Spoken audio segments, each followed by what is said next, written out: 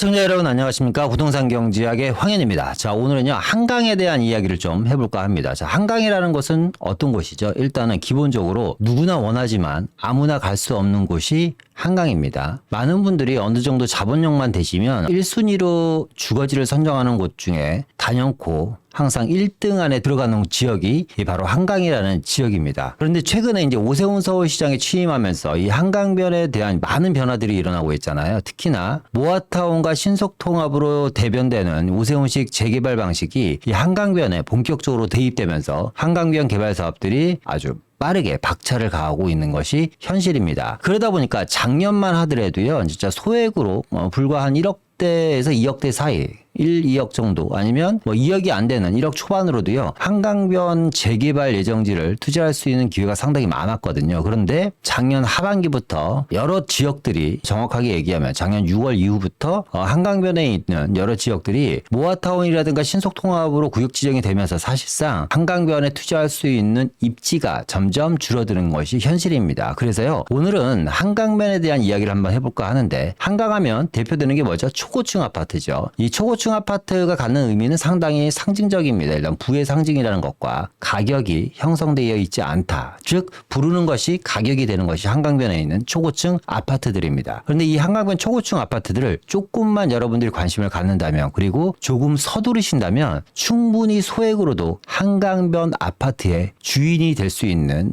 마지막 기회가 생길 수도 있을 것 같습니다. 그래서 오늘은요 한강변에 대한 이야기를 한번 해볼까 합니다. 자, 한강 하면 여러분들이 어떤 것이 떠오르나요? 저는 한강 하면 떠오르는 키워드가 저는 개인적으로 3개입니다. 첫 번째, 오세훈 서울시장. 한강 하면 떠오르는 게 오세훈 서울시장이 저는 제일 먼저 떠오르고요. 그리고 이제 개발에 대한, 한강변은 다양한 여러 가지 개발 호재들이 있죠. 한강변 고수부지 개발이라든가 한강변에 대한 여러 가지 업무타운이라든가 상업지역에 대한 개발이라든가 아니면 한강변에 대한 여러 가지 관광 자원을 발굴하는 컨텐츠 개발이라든가, 또 하나 우리가 이제 많이 관심 갖고 있는 한강변에 대한 재개발 재건축, 이런 개발들이 좀 키워드가 될 것 같고요. 마지막으로 세 번째 키워드는 앞서 오프닝 때 말씀드렸던 것처럼 한강하면 아무래도 뭐니 해도 대한민국 상위 10%들의 주거 공간으로 대변되는 부자 동네라는 이 세 가지 키워드가 되지 않을까라는 생각이 듭니다. 그런데 이제 이런 생각 여러분도 한번 해보셨어요? 처음부터 한강에 이렇게 될 줄 알고 한강변에 내 집을 마련하신 분들은 없으실 겁니다. 그냥 어찌 하다가 한강변에 집을 한 채 사갖고 살다 보니까 이 동네가 다른 지역들과는 전혀 다른 상징적인 동네가 돼버린 거죠. 그렇게 따지면요 좀 운이라는 것도 좀 필요한 것 같아요. 그러니까 한강에 있는, 특히 강남 쪽에 있는 한강변은 한강을 북향으로 바라보다 보니까 그런 향에 대한 민감한 부분이 계시는 분들 같은 경우는 또 그런 아파트들을 선호하지 않을 수도 있는데, 어쨌거나 강남의 한강이라는 것은 어마어마한 상징성이 있는 아파트가 돼버렸죠. 어쨌거나 이 세 개의 키워드를 가지고 오늘 한번 이야기해볼까 합니다. 자, 첫 번째 이제 오세훈 서울시장인데요. 이 오세훈 서울시장은 제가 봤을 때 생각에 정말 진심인 남자인 것 같다. 그죠?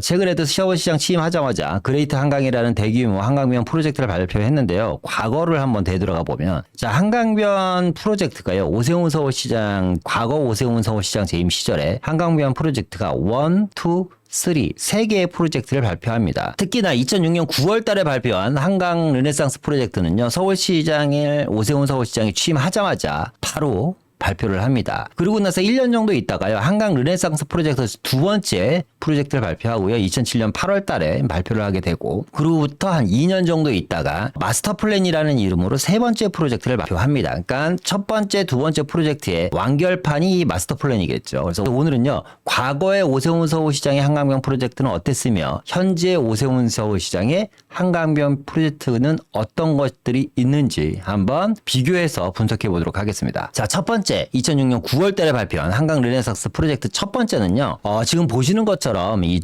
한강변에 대한 멋진 조감도를 발표하는데요. 여의도 쪽에 대한 조감도, 그리고 이제 반포에 대한 조감도, 그 아래쪽은 난지도, 상암동 하늘공원과 그 주변에 있는 한강공원에 대한 조감도, 그리고 뚝섬에 있는 자양동과 성수동 쪽에 있는 한강변 조감도들인데요. 자, 지금 보시는 것처럼요, 처음 한강에 대한 이야기를 꺼냈을 때 오세훈 서울시장이 적극적인 개발이나 재개발 재건축보다는요, 한강에 대한 회복과 창조를 강조합니다. 그러니까 그러니까 일단 한강을 서울시와 좀 단절되어 있는, 서울시 안에는 들어가 있지만 서울 시민들이 쉽게 이용하지 못하는 이 한강을 좀 서울 시민들의 품한테 돌려주겠다. 그러기 위해서 일단 한강에 대한 여러 가지 치유, 자연성 기능 회복이라든가 그리고 창조적인 한강변 개발을 통해서 관광자원화 시키겠다라는 취지의 이런 아주 멋진 한강변 주변의 고수부지들을 형상화한 이런 조감도를 발표를 합니다. 자, 그로부터 1년 있다가요, 2007년 8월 달에 두 번째 프로젝트를 발표하는데 이때부터 본격적으로 이제 오세훈 서울시장이 개발에 대한 이야기를 꺼내기 시작하죠. 그래서 한강변에 거점 지구를 조성하겠다. 그래서 업무타운과 중심지를 개발하겠다는 이야기를 하고요. 자, 한강변 개발이라는 게 단순하게 한강변에 있는 연접 지역에 대한 개발만 뜻하는 것이 아닙니다. 그래서 우리가 흔히 알고 있는 3도심, 도심과 영등포, 여의도, 강남을 필두로 하는 이 삼각형 트라이앵글에 대한 거점 지구를 조성을 하고 또 상암동과 용산, 청량리, 왕십리를 또 적극적으로 부도심으로 개발을 하면서 한강변 거점 지구를 조성해서 업무타운과 중심지, 한강변에 있는 중요한 입지의 중심지와 일자리를 늘리는 데 주력을 하겠다라는 내용이 두 번째 프로젝트가 되겠습니다. 이 두 번째 한강 르네상스 프로젝트는요. 자, 서울시 2030 서울 도시기본계획과 궤를 같이 하는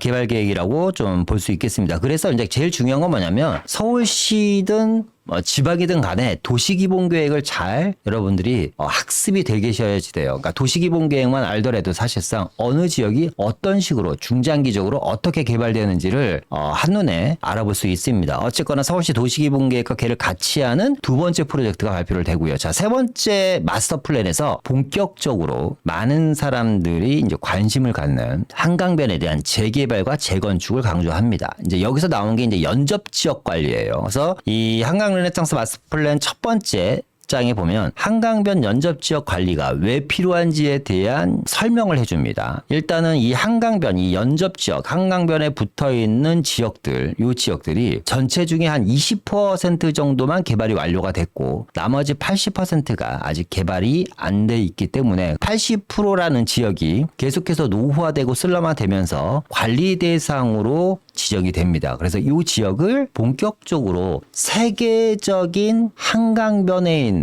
멋들어진 도시를 만들겠다라고 발표를 하는 게 이 한강 르네상스 마스터 플랜입니다. 자, 그래서요, 세 번째 한강 르네상스 마스터 플랜에서는요, 두 개의 재개발 구역을 발표합니다. 첫 번째가 전략정비구역입니다. 두 번째가 유도정비구역이죠. 5군데의 전략정비구역과 5군데의 유도정비구역을 발표를 합니다. 기본적으로 전략정비구역 같은 경우는 그때 당시에 상당히 파격적으로 층수 제한을 거의 없애버렸습니다. 그리고 유도정비구역 같은 경우는 최고 층수 50층, 기본 층수, 최저 층수가 약 30층으로 해놔서 고밀도 개발을 지향하는 것이 이 전략정비구역과 유도정비구역입니다. 그래서 5군데의 전략정비구역을 보면 기본적으로 이제 합정동이 들어가고요. 그리고 이제 여의도가 들어가고, 이촌동과 압구정동, 성수동이 이제 전략정비구역으로 지정이 되죠. 그리고 5군데의 유도정비구역은 어느 지역이냐? 망원동과 당산동과 이제 이촌동 아래쪽에 이제 보면 반포 지역이 이제 지정이 되고요. 그리고 구리 자양과 잠실 지역이요. 5군데 유도정비구역으로 지정이 됩니다. 지금 우리가 보니까요. 2009년도에 그러니까 상당히 오래전에 나왔던 내용인데 지금도 마찬가지지만 서울시에서 발표한 그레이트 한강 프로젝트와 한강변의 재개발 재건축 이야기들이 이 5군데의 전략정비구역과 5군데 유도정비구역이 거의 대부분이 포함돼 갖고 진행을 하는 것 같습니다. 그러니까 신속통합도 마찬가지인 것 같아요. 과거에 오세훈 서울시장이 뉴타운으로 지정했던 곳들이 무산이 되었잖아요. 박원순 서울시장에 의해서. 그런데 그 지역들을 오세훈 서울시장이 취임하면서 다 지금 모아타운이나 신속통합이라는 이름으로 다 지금 구역 지정들을 해나가고 있고 거의 90%가 과거의 뉴타운 지역들이 다 구역 지정이 되어 있는 게 현실이거든요. 그러니까 지금도 마찬가지로 이 전략정비구역과 유도정비구역들이 계속해서 지구 지정이 되고 있는 것이 현실입니다. 그런데 이제 박원순 서울시장이 취임하면서 이 중에 성수동 전략정비구역만 빼고 나머지 지구들은 다 구역이 해지가 됩니다. 자, 그러면서 박원순 서울시장 재임 시절에 한강변 개발에 대한 이야기는 쏙 들어가 버리게 되죠. 자, 그런 이러다가 다시 오세훈 서울시장이 취임을 하면서 2023년 올해죠. 3월 9일 날 그레이트 한강 프로젝트를 발표를 합니다. 다 아실 거예요. 뭐 서울링, 상암동에 서울링을 개발을 해갖고 이 서울링에서 꼭대기에서 날씨 맑을 때 보면 개성까지 보인다고 할 정도로 아주 높은 관람차를 만들고요. 잠실과 뚝섬을 잇는 곰도라를 만들고 천호동 쪽에는 또 녹지를 조성을 하고 노들섬에는 세계적인 관광지로 개발하기 위해서 이 노들섬 개발은 내년부터 착공이 들어간다고 하죠. 지금 아마 전 세계적인 유명한 설계 디자이너들한테 설계를 받아서 지금 그 중에 하나를 뽑아서 내년부터 공사가 들어간다고 합니다. 그리고 이제 여의도에는 또 문화관광 복합 주거 업무타운이 함께 들어가죠. 그래서 여의도에는 제2세종문화회관을 또 짓겠다라는 거고 잠수교 같은 경우는 이제 전체적으로 보행자가 건널 수 있는 녹지의 보행교를 만들겠다라는 거고요. 자, 잠실 쪽에는요. 인공적인 수영장들이 많잖아요. 한강변에 이제 그런 게 아니라 이제 잠실 쪽에는 진짜 과거에 모래사장이 있고 수풀이 우거져 있는 한강의 모습을 그대로 다시 재현을 해서 자연형 수영장을 또 만든다고 합니다. 이런 내용들로 발표를 했는데요. 그 핵심 내용들을 보면요. 자, 4개의 핵심 전략 사업과 55개의 사업을 추진한다고 합니다. 그러면서 한강변에 대한 규제를 완화해서 개발을 좀 더 적극적이고 공격적으로 진행하겠다. 한강변에 대한 규제 완화를 통해서요. 오세훈 서울시장 본인 재임 기간 안에 어느 정도는 거의 대부분을 좀 확정을 짓고 끝내려고 하는 것 같습니다. 그리고 이제 성장 거점 지역에 대한 연계 개발을 또 이야기합니다. 이 성장 거점 지역은 우리가 어디서 한번 봤었잖아요. 그죠? 여기서 봤었죠. 2007년도에 발표한 한강 르네상스, 한강변의 거점 지구를 조성한다. 이 내용과 궤를 같이 하는 거죠. 자, 성장 거점 지역을 연계 개발하겠다라는 이야기는 이제 한강변에 대한 이제 중요 지역 같은 경우 뭐 앞서 얘기했던 뭐 상암동이라든가 마포 공덕 합정이라든가 당산과 그리고 이제 여의도라든 지역 이촌동이라든가 용산 개발 그리고 이제 강남 테헤란과 연접해서 개발하는 것과 성수동과 또 청량리 지역과 왕십리 역세권 개발 그리고 자양동 지역에 있는 구이동에 있는 자양 재정비 촉진지구와 그리고 강변 터미널 개발이라든가 잠실 일대 마이스 단지 개발 등 이런 개발들을 함께 연계해서 개발하겠다. 혁신적인 주거지 말 그대로 이제 뭐 이름은 혁신 주거지인데 고밀도 재개발이겠죠. 그죠? 그리고 이제 한강변에 대한 관광 콘텐츠를 발굴하겠다라는 겁니다. 그러니까 요 모든 걸 통해 갖고 뭐 하겠다라는 거죠. 서울시를 세계적인 도시 경쟁력 5위 안에 집어넣겠다라는 겁니다. 이 5위 안에 있는 나라들이 일단 뉴욕이라든가 영국 런던이라든가 싱가포르라든가 뭐 이런 나라들이 5위 안에 들어 있는데 자, 이런 식으로 이제 개발하겠다라는 거죠. 이제 영국의 템즈강이죠. 템즈 2050 사업인가요? 이제 템즈강을 2050년까지 개발하겠다라는 게 영국 같은 경우는 이 템즈강 개발 사업을 통해서 어마어마한 부가가치 창출과 어마어마한 관광 수입을 끌어들이고 있는 것이 현실입니다. 그러니까 이런 식으로 아니면 미국의 허드슨 야드 개발이죠. 그러니까 쉽게 얘기하면 이 허드슨 야드 같은 경우는 뭐 우리나라로 따지면 용산 정비창 같은 곳입니다. 이 용산 정비창 같은 곳을 초고밀도 용적률을 무려 3000%씩 줘버렸습니다. 어마어마하죠. 그러니까 외국은 3000%를 주는데 우리나라는 600% 700%만 줘도 난리가 나요. 그죠? 집값 오른다고. 어쨌거나 템즈강 같은 경우도 30년에서 40년짜리 중장기 사업이고요. 이 허드슨 야드 개발 사업 같은 경우도 기본적으로 3, 40년짜리 중장기 사업입니다. 이제 전체 사업 부지의 한 30% 정도가 개발이 되어 있는 건데 이 허드슨 야드 개발 사업으로 역시 어마어마한 관광 자원이 들어갔고 관광 수입이 발생하고 있습니다. 그뿐만 아니라 세계 유수의 기업들이 다 어디 뉴욕의 허드슨 야드 쪽으로 몰려들고 있는 것이 현실이죠. 저 이제 아래쪽 이제 싱가포르이죠. 싱가포르에 있는 싱가포르 리버입니다. 뭐 싱가포르 가보신 분은 아시겠지만 뭐 마리나 호텔부터 시작해갖고 여기 뭐 어마어마한 세계적인 관광지죠. 세계 금융의 중심지가 이제 바로 이 지역이죠. 그리고 이제 아래쪽 같은 경우는 이제 파리의 세느강입니다. 요런 강들. 근데 요런 강들과 또 한강의 차이점은 뭐냐면 한강 같은 경우는요. 기본적으로 폭이 거의 1km에 육박합니다. 그런데 이 세계적인 강이라고 하는 요런 강들이요. 기본적으로 폭이 100m에서 제일 큰 게 한 400m 정도밖에 안 되니까 그러니까 한강의 규모는 사실상 역대급 세계적으로 봐도 압도할 만큼의 가장 큰 길이와 강폭을 자랑하고 있는데요.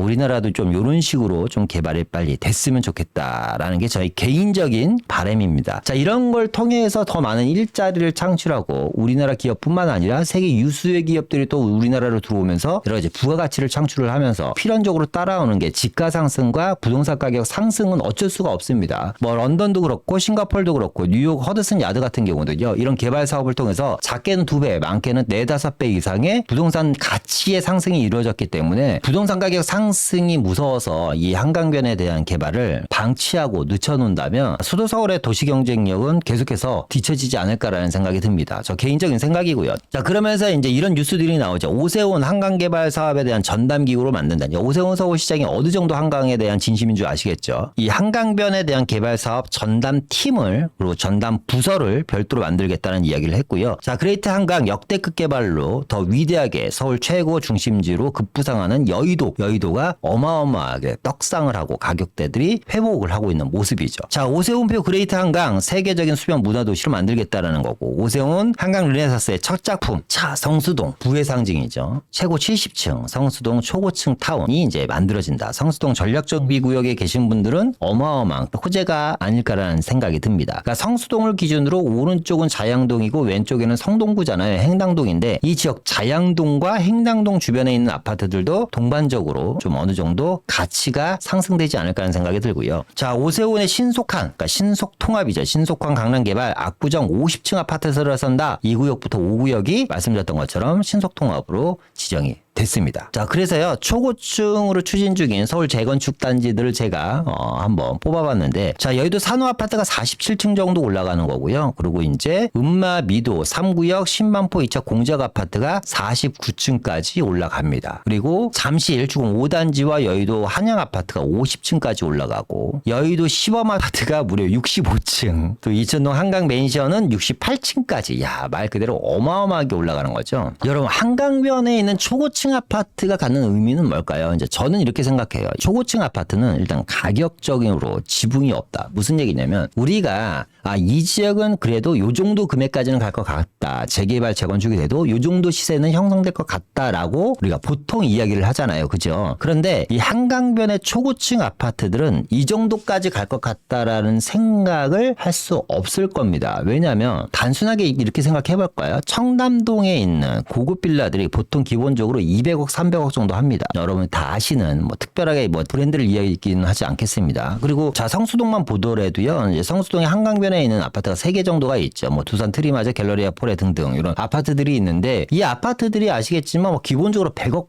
100억이 넘는 아파트들도 있습니다. 그러면 우리가 상식적으로 아니면 분석하는 거 좋아하시니까 입지 분석이라든가 토지 가격 분석이라든가 여러 가지 분석을 통해서 과연 그 성수동에 있는 아파트들이 140억 정도 가는 것이 정상인 것인가 라는 것을 우리가 한번 따져볼 필요가 있지 않을까라는 생각이 듭니다. 저는 사실 따지는 게 의미가 없다고 봐요. 왜냐하면 그 140억은 그냥 140억인 거예요. 왜? 140억 정도 살 수 있는 사람들이 그 정도 되는 능력에 있는 사람들이 모이는 장소니까. 그러니까 우리가 이 연예 기사들을 보면 연예인들 기사, 신문 기사들을 보면요. 연예인들 중에서 또 돈 좀 벌었다. 그러면 첫 번째로 이제 집이다 건물을 사잖아요. 건물은 대부분 다 나오는 지역이 용산에 건물을 샀다, 성수동에 건물을 샀다, 강남에 건물을 샀다는 얘기가 나오죠. 그리고 이제 또 연예인들 중에 또 현금으로 아파트 얼마 샀다 이런 이야기를 나오는 지역이 한남 더힐이라든가 성수동에 있는 초고층 아파트라든가 청담동에 있는 아파트입니다. 그러니까 연예인들이 돈 벌어서 압구정동 현대 아파트를 샀다 이런 얘기를 안 하잖아요. 그죠? 왜 그러냐면 압구정동 같은 지역, 강남의 이제 노후 재건축 단지나 반포 재건축 단지들 같은 경우는요. 이제 사실상 전통적인 부자분들 중에서 연세 드신 분들이 상당히 좋아하시는 지역들이고요. 신흥부자들, 그러니까 젊은 부자들이 좋아하는 지역들은 성수동이라든가 한남동이라든가 청담동이라든가 이런 지역들입니다. 그러니까 약간 세대에 따라서 부자들이 좋아하는 지역들이 약간 나뉜다. 그리고 이제 이 초고층 아파트 같은 경우는 기본적으로 대형평으로 들어가겠죠. 그러니까 제가 봤을 때 이 40층이 넘는 아파트들 같은 경우는 40층 이상 되는 아파트는 여러분들 생각해 보세요. 20평대, 30평대, 40평대가 들어갈까요? 안 들어갈 것 같아요. 곧 2, 3, 40평들은 40층 이하로 다 배정을 하지 않을까요? 그리고 이제 40층 이상 같은 경우는 최소 60평, 70평, 100평대 아파트들이 들어갈 것 같습니다. 그런 아파트들이 사실상 우리가 평당 얼마를 논하기 어려운 아파트들이잖아요. 그래서 말씀드렸던 것처럼 대형 평형 위주로 들어가다 보니까 가격의 지붕이 없고 그러다 보면 이 한강변의 초고층 아파트는 상위 10%들에 대한 주거 공간이 될 수밖에 없다라는 거죠. 근데 여러분들 이렇게 보면 또 이런 이야기를 계속 하다 보면 또 사실상 좀 허탈하죠. 허망하고 아무리 열심히 일해도 그러니까 뉴스에 나온 거 보니까 한남 더힐 그리고 성수동 이런 압구정동 아파트들이 몇 달 사이에 40억이 올랐대요.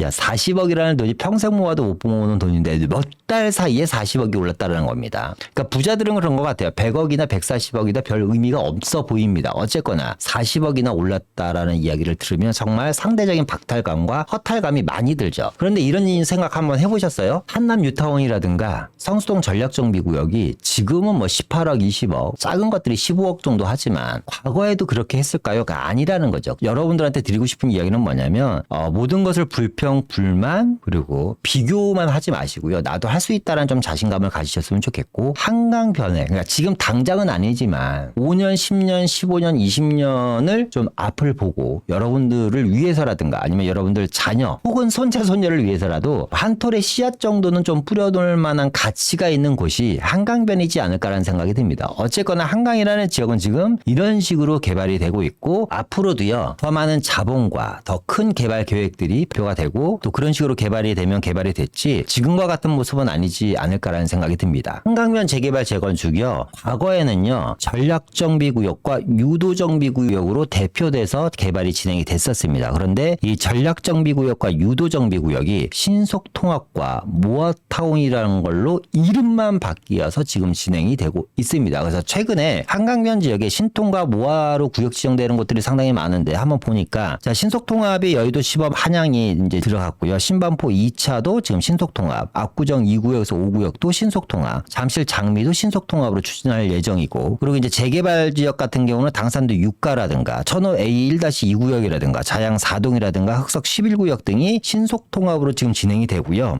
작년 상반기에 많이 지정이 됐죠. 모아타운 같은 경우는 이제 망원동이라든가 합정동, 원효로 4가라든가 노량진 동이 모아타운으로 지정이 됐고 그리고 이제 응봉동이라든가 자양 4동이 그러니까 자양 4동은 이제 북쪽은 모아타운이고 한강변 쪽은 신속통합이죠. 이런 식으로 지금 개발이 진행되고 있습니다. 그러니까 앞으로 더 많은 지역들이 뉴스에서 보실 텐데요. 한강변이 계속해서 그러니까 노후도가 사실상 많이 나오고 어느 정도 사업이 진행됐던 곳들은 제가 보니까 신속통합으로 진행하는 것 같고 노후도가 약간 부족한 지역들 어쨌거나 모아타운은 노후도 기준 50%면 되니까 이런 지역들은 모아타운으로 서울시에서 추진을 하는 것 같습니다. 어쨌거나 과거에 전략 유도정비구역이 있다면 지금은 신속통합과 모아타운이라는 이름으로 새롭게 재조명이 돼서 본격적인 재개발을 진행될 예정이다. 이번에는요 제가 한강변에 대한 아파트 가격을 좀 정리를 해봤는데요. 이런 말씀을 드리고 싶어요. 우리 집도 한강인데요. 가격이 안 올라요. 같은 한강인데 왜 그러죠? 이렇게 얘기하시는 분들이 계실 것 같아서 제가 좀 준비를 해봤습니다. 한강이라고 해서 모두가 같은 한강은 아니거든요. 왜 그러냐면 한강에 가치가 틀립니다.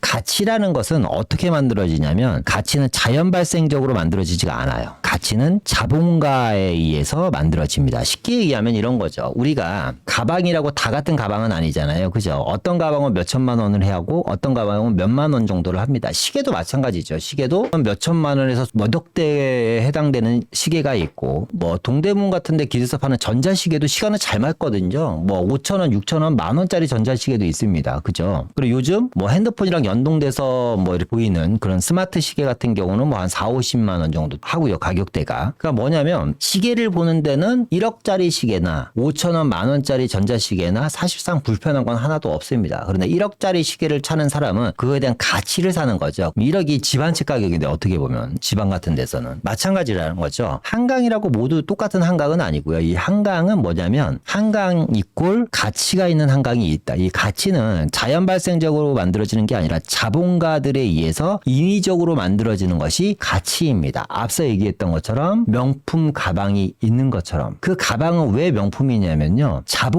자본력이 많은 부자들이 그 가방을 삽니다. 메고 다닙니다. 그러면 그 가방에 대한 가치가 올라가는 거죠. 근데 시장에서 파는 5천 원짜리 가방은 물론 부자들이 그런 가방을 안 맨다라는 건 아니지만 부자들이 그 가방을 매도 가방의 가치가 올라가지는 않습니다. 왜? 대다수의 부자들이 좋아하는 가방이 아니기 때문에 그런 거죠. 한강도 마찬가지거든요. 그러니까 쉽게 얘기하면 덕소에서 보는 한강과 압구정동에서 보는 한강이 뭐가 틀릴까요? 뭐 석양이 틀릴까요? 노을이 틀릴까요? 아니면 줄기 흐름이 틀릴까요? 덕소에 있는 한강변 아파트는 6억 정도면 삽니다. 압구정동은 무려 40억 정도 가는 거예요. 그러니까 미사 같은 경우, 암사동 같은 경우가 10억대 초반 정도 한강변에 있는 아파트들이 형성되어 있고요. 암사동 얘기하는 겁니다. 그리고 이제 바로 이제 광장동으로 이제 넘어오면 극동 아파트, 이제 재건축 아파트가 한 16억 정도, 잠실에 있는 아파트들이 한 25억 정도 가고요. 34평, 국민평형을 기준으로 말씀드리는 겁니다. 성수동 두산 트리마제가 뭐 한 36억에서 40억에서 왔다 갔다 합니다. 그러니까 엄청나게 비싼 거죠. 그리고 압구정동이 한 40억 정도 하고 가고 바로 옆에 있는 반포 아파트들도 이제 40억 정도 갑니다. 그리고 신동 한강맨션 이제 재건축을 앞두고 있는 한강맨션도 한 40억 정도 가고요. 이천동과 성수동 중간에 있는 끼어 있는 동네가 성동구라는 동네인데 이 아파트들이 한 15억 정도 갑니다. 그러니까 한강변에 있는 아파트들이 재건축 통해서 가격이 올라가고 성수동도 가격이 올라가면 이 인접에 있는 성동구라든가 광장동에 있는 아파트들도 같이 가격이 올라가겠죠. 물론 이 여의도 시범도 한 26억 정도 재건축되기 전의 시세이기 때문에 얘네들이 가격이 올라간다면 인접해 있는 마포와 흑석동이라든가 노량진 지역들도 역시 동반 상승하는 모습을 보일 겁니다. 그리고 이제 마포도 이제 동마포가 있고 서마포가 있는데 서쪽에 있는 망원동 쪽에 있는 한강변 아파트 새 아파트 하나 있잖아요. 그죠? 거기 한 15억 정도 가고 그리고 이제 강서구에 있는 아파트들이 평균 10억 정도. 그리고 일산에 있는 한강변 아파트 새 아파트 강서구는 구축이고 일산은 새 아파트죠. 물론 일산에 새 아파트는 없습니다만 그냥 일산 킨텍스 주변에 있는 아파트를 비교해서 이야기를 하는 겁니다. 10억 정도 가고요. 또 김포나 파주가 한 6억 정도 갑니다. 김포 파주가 이제 6억 정도 가요. 그러니까 딱 보면 어느 정도 여러분들 좀 비슷한 그림이 보이지 않습니까? 그러니까 이 부동산이라는 게 철저하게 계급화되어 있고요. 그러다 보니까 가치가 크게 변하지 않아요. 파주, 김포, 덕소가 한 6억대 정도 형성되어 있고요. 일산, 망원, 강서, 암사, 미사가 한 10억대 초중반. 그리고 이제 여기서 파란색으로 표시된 시범이라든가 한강 아파트, 반포, 압구정, 성수, 잠실 같은 것을 우리가 이제 강남권이라고 합니다. 이런 아파트 그리고 이제 녹색으로 표시된 마포라든가 흑석, 성동, 광장동, 극동 아파트죠. 이런 애들을 중강남권이라고 하거든요. 그러니까 한강이라고 우리가 얘기한다라는 것은 어느 지역을 얘기하냐? 데드라인이 요 두 군데죠. 그죠? 동쪽으로는 어떻게 보면 잠실을 넘어가면 안 되는 거고 그리고 북쪽으로는 광장동을 넘어가면 안 되는 겁니다. 서쪽으로 가면 여의도를 넘어가면 안 되는 거고요. 이제 마포 안에서도 동마포를 넘어가면 안 되는 거죠. 그러니까 적어도 합정동까지는 우리가 중강남권이라고 이야기할 수 있을 것 같습니다. 그래서 여러분들이 한강변에 투자를 하신다고 하더라도 사실상 이 지금 말씀드렸던 모두가 같은 한강은 아니기 때문에 이런 내용들을 좀 숙지를 하셔서 기왕이면 당홍치마라고 예를 들어서 이런 거죠. 지금 말씀드리는 거는 좋다 나쁘다라는 건 아닙니다. 그러니까 예를 들어서 뭐 자양동이 있고 뭐 노량진 같은 데가 있잖아요. 그리고 뭐 성동구 같은 데가 있어요. 이런 지역들 자양동이라든가 성동구 한강변 주택이라든가 노량진 본동에 있는 주택 같은 경우는 준강남권이잖아요. 그런데 이제 뭐 당산동 선유도 쪽이라든가 망원동 쪽이라든가 아니면 천호동 한강변 쪽이라든가 이런 지역은 사실상 중강남권은 아닐 겁니다. 그런데 투자금이 사실상 거의 비슷하다면 여기도 2억 투자 여기도 2억 투자 각각 2억 투자라면 여러분들은 어디 투자하시겠습니까? 그렇죠. 당연히 이 안에 들어와 있는 데를 투자해야 되겠죠. 그래서 말씀드렸던 것처럼 한강이라도 계급이 이런 식으로 나눠져 있다는 걸 여러분들이 꼭 인지하셨으면 좋겠습니다. 그래서 오늘 이제 말씀드릴 지역 중에 한 군데가요. 제가 봤을 때 상당히 의미가 있고 지금 아니면 앞으로 절대 못 들어갈 곳 중에 하나가 바로 이 자양동이라는 지역입니다. 일단 자양동 같은 경우는 주변 지역에 대규모 개발들이 활발하죠. 일단 성수동 전략정비구역이 있죠. 앞서 얘기한 것처럼 70층 허가가 나온대요. 자양동 재정비 촉진지구 최근에 고분양가 논란 속에도 100대 1의 완판 행진을 보연 롯데캐슬이 자양 1구역 롯데캐슬을 분양한 이 재정비 촉진지구고요. 이 재촉지구 같은 경우는 호텔, 업무타운, 주상복합 등등이 같이 들어가고 강변터미널 개발이 되죠. 이제 신세계에서 뭐 본격적으로 내년부터 공사가 들어갑니다. 아래쪽으로 내려오면 압구정동 재건축이 있고 청담동이 있고 삼성동부터 잠실까지 이어지는 국제기로 복합지구가 있고 또 잠실 재건축 어떻게 보면 서울 안에서도 1급지 중에 1급지들이 모여있고 그리고 상위 10%를 위한 주거공간이 개발이 되고 있는 압구정동, 청담동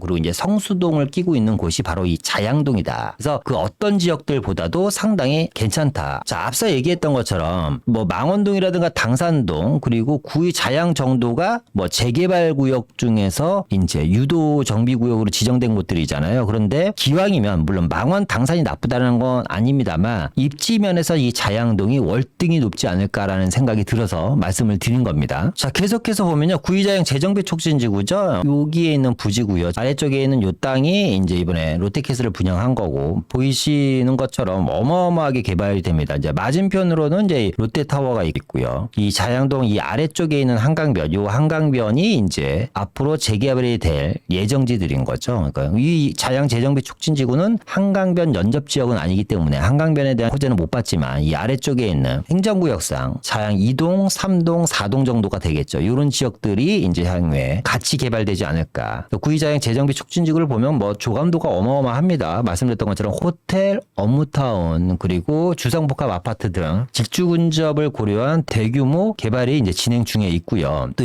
조금도 너무 멋있지 않습니까? 예, 동서울 터미널이 이제 신세계그룹에서 2024년부터 착공이 됩니다. 역시나 한강변에 획기적인, 그러니까 이런 건물들, 지금 말씀드린 이런 건물들이나 이런 건물들이 많이 들어와야지 앞서 우리가 봤었던 허드슨 야드라든가 템즈강처럼 한강변이 개발되지 않을까라는 생각이 듭니다. 그래서 이제 자양동 지역을 보면요, 일단은 자양동은 개발지와 예정지로 나눠져 있습니다. 이제 왼쪽 지역 같은 경우는 성수동 재정비 촉진지구가 이제 1구역, 2구역, 3구역, 4구역으로 나눠져 있고, 아래쪽에는 이제 자양동 신속통합 민간재 개발이 있죠. 이 두 군데의 특징은 뭐냐면 토지거래 허가 구역이라는 거죠. 그죠? 그리고 위쪽으로는 이제 모아타운이 있고, 자양 1구역 롯데캐슬이 이제 입주를 지금 준비 중입니다. 이 자양 롯데캐슬만 보더라도 지금 아파트 시세만 보더라도요, 한강이 얼마나 대단하냐면 34평 국민평형 기준으로 이 친구가 지금 18억에서 23억까지 형성되어 있다고 하니까, 한강이 보이는 애는 23억, 안 보이는 애는 18억이니까 보이고 안 보이고 무려 5억 차이 납니다. 그러니까 한강이 보이는 것만으로도 5억이 차이 난다는 거는 5억이면 아파트 한 채 가격이 차이가 벌어진다라는 거예요. 그죠? 그래서 한강이 그만큼 무섭다라는 겁니다. 그리고 기본적으로 이제 아파트 단지가 형성되어 있고, 주변에 뭐 자양 7구역이 이제 재건축을 준비하고 있습니다. 근데 7구역 같은 경우는 토지거래 허가구역은 아니지만, 이 7구역 같은 경우는 사실상 가격대가 엄청나죠. 투자금이 거의 10억대 육박하고요. 그리고 앞서 말씀드렸던 자양 재정비 촉진지구가 있고요. 동서울 터미널 부지가 있고, 이 오른쪽으로는 광장동 또 재건축 아파트들입니다. 뭐 아래쪽으로는 우리가 뭐 얘기할 것도 없죠. 구정동이 있고, 청담동이 있고, 삼성동 국제교류 복합지구가 있고, 잠실이 있는 지역이 이 자양동이라는 지역입니다. 자, 그러면 요 지역이 빨간색으로 표시된 요 지역이 남잖아요. 요 지역이 이제 자양동 안에서도 아직 개발 구역이 지정되지 않은 개발 예정지입니다. 여기는 나름대로요, 1, 2, 3, 4블록으로 나눠서 지금 여러 가지 뭐 계획들, 뭐 추진위가 만들어진다거나 아니면 재개발이 어느 정도 진행이 돼서 조합 설립을 앞둔 데들도 있고요. 나름대로 열심히 이제 재개발을 위해서 준비하고 있는 모습입니다. 근데 이 지역 같은 경우는 신속통합이 아니라 모아타워로 이제 진행될 예정이고요. 말씀드렸던 것처럼 전체적으로 이 한강변 전체 축 안에서 아직 미개발지가 남아 있고, 아래쪽으로는 대한민국을 대표하는 부촌들로 형성되어 있기 때문에 제가 생각했을 때 이 지역에 씨앗을 하나 뿌려놓는다라는 것은 상당히 의미가 있다고 보는 게요. 예를 들어서 이렇게 한번 생각해봐요, 여러분. 이 지역이 개발이 될 수도 있고 안 될 수도 있잖아요. 그런데 이 지역 빼놓고는 초고층 아파트들입니다. 이제 다 초고층 아파트들이 둘러싸여 있는 거예요. 이렇게. 여기도 이제 초고층이 들어가는 거고, 여기서 신세계에서 개발하고, 그리고 아래쪽 한강변에도 다 이제 초고층이에요. 그런데 요 동네에만 노 빌라촌으로 10년, 20년 계속해 남아있다고 한번 가정을 해봅시다. 그랬을 경우에도 이 지역의 개발 압력은 상당히 높을 것이고, 이 지역의 미래 가치는 상당히 올라갈 것으로 저는 예상이 됩니다. 제 생각에는 당연히 시간이 지나면서 개발이 되겠지만 좀 더디게 진행이 된다고 하더라도 미래 가치가 상당히 훌륭하다. 그래서 이 자양 2동을 여러분들이 한번 눈여겨보셨으면 좋겠고요. 그래서 마지막으로 좀 정리를 한번 하자면요. 앞서 얘기한 것처럼 한강변 마지막 소액 재개발 투자 지역이 자양 2동이다. 그래서 1동과 2동이 사실상 구역 지정은 안 됐는데, 1동 같은 경우는 한강변 연접 지역이 아니다. 2동만 한강변 연접 지역이기 때문에 1동과 2동의 향후의 차이는 점점 벌어질 것이다. 따라서 2동 쪽으로 움직이시는 게 맞을 것 같고요. 앞서 얘기했던 것처럼 과거에 전략정비구역과 유도정비구역들이요, 다 지구 지정이 거의 다 돼버렸습니다. 그런데 망원동과 합정동, 당산동, 자양동이 아예 안 된 건 아니고요. 망원동 일부 지역, 합정동도 일부 지역이 됐고, 당산동도 일부 지역이 됐고, 자양동도 일부 지역만 된 거예요. 그러니까 이 지역들이 지금 일부 남아있는 지역들도 제가 봤을 때 결국 시간이 지나면 지구 지정이 다 될 것으로 예상이 됩니다. 그리고 특히 이 자양동 같은 경우는 주변에 대한민국 최고의 부촌으로 형성된 곳들이고, 지금도 시세들이 어마어마한 지역들이기 때문에 제가 봤을 때 반드시 점 하나는 찍어놔야 되지 않을까라는 생각이 듭니다. 여러분들이 이렇게 생각하시면 좀 이해가 편하실 것 같아요. 여러분들이 사는 지역이 어디든 간에 여러분들이 사는 지역에 예를 들어서 국민평형 기준으로 50억짜리 아파트가 여러분 집 주변에 한 10,000세대, 20,000세대씩 들어온다고 가정을 해볼까요? 그럼 여러분 집은 재건축이 되던 재개발이 되던 되든 재건축이 되든 안 되든 재개발이 되든 안 되든 상관은 없습니다. 내가 사는 집 주변에 50억짜리 아파트들이 병풍처럼 10,000세대, 20,000세대가 들어간다면 우리 집의 가치는 저절로 올라갈 거 아닙니까? 내가 살고 있는 집이 재건축이 되든 안 되든 마찬가지죠. 말씀드렸던 것처럼 대한민국 최고 부촌으로 형성되는 지역계에 둘러싸여 있는 지역이 이 자양동이라는 지역이기 때문에 반드시 여러분들이 꼭 관심을 가지셨으면 좋겠습니다. 자, 오늘은요 한강에 대한 이야기 그리고 한강으로 소액 투자할 수 있는 마지막 지역 자양동에 대한 이야기를 좀 해봤는데요. 자, 오늘 내용이 여러분들 도움이 되셨다면 좋아요와 구독 눌러주시고요. 저희가 매주 목요일 토요일 날 또 세미나를 하거든요. 이 세미나에서는 앞서 말씀드렸던 이런 한강변에 대한 좀 더 디테일한 이야기 그리고 앞서 얘기했던 자양동뿐만 아니라 모아타운이라든가 신속통합 지역들이 지금 어떻게 진행되고 있고 향후에 어떤 식으로 진행될 것인지에 대한 이야기와 물론 당연히 내 집 마련 전략과 그 외에 투자 지역에 대한 이야기도 같이 해드리려고 합니다. 또 지금 현재 부동산 시장과 앞으로 이 벌어질 하반기 그리고 내년 상반기까지 부동산 시장에 대한 예측 그리고 관련된 자료들을 함께 보여드릴 예정이니까요. 궁금하신 점, 세미나에 관심 있으신 분은 아래에 나오는 전화번호로 연락을 주시면 감사하겠습니다. 자, 그러면 오늘은 이만 마치고요. 다음에 더 좋은 내용으로 다시 찾아뵙도록 하겠습니다. 감사합니다. 안녕하세요. 부동산경제학TV의 황현입니다. 더 많은 부동산 정보와 매주 수요일에 하는 더 라이브를 놓치고 싶지 않으시다면 오른쪽에 구독 버튼을 눌러주시면 고맙겠습니다. 항상 황현의 부동산 경제학 TV를 시청해 주셔서 고맙습니다.